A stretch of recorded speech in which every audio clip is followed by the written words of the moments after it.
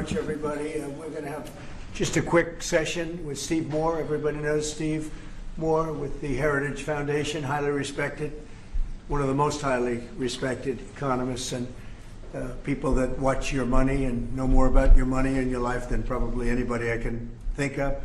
And I want to thank Steve for being here. I saw this today. They came out. What he puts out gets a lot of coverage, and I saw some of them, and then he had a couple of others. And I'd like to ask Steve maybe to discuss a few of these numbers that were just released. I mean, literally just released. And then we're going over, and we're going to do Purple Heart. We have some incredible, brave people that I look forward to, so we're going to do that right after this.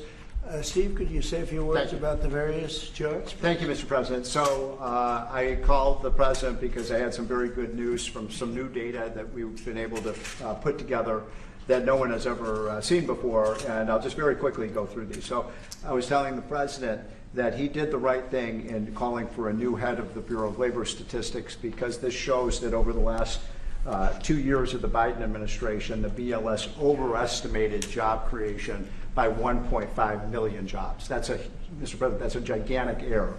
And I don't know if she's, I'm not making it. It might not have been an error, that's the bad part. If it was an error, it would be one thing. I don't think it's an error. I think they did it purposely. Whether that, you may well be right, but even if it wasn't purposefully, it's incompetence. Right.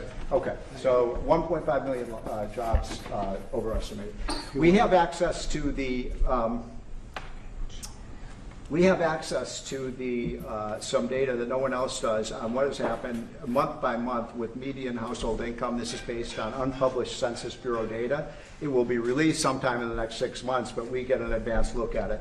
And so I was telling the President in his first 5 months in office, starting in January through the end of June, the average median household income adjusted for inflation for the average family in America is already up $1,174. That's an incredible number.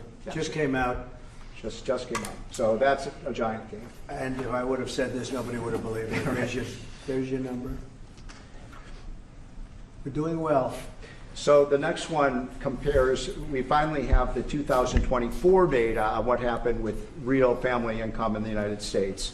And so what I did was I compared the record in Donald Trump's first term with the Joe Biden first term.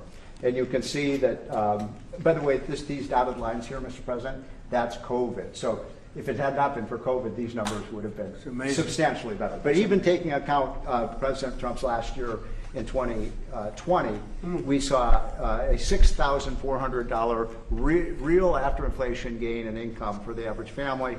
And that compares with Joe Biden, which was a measly $551. So, Mr. President, you gain 10 times more income for the average family than Joe Biden is because of your policies.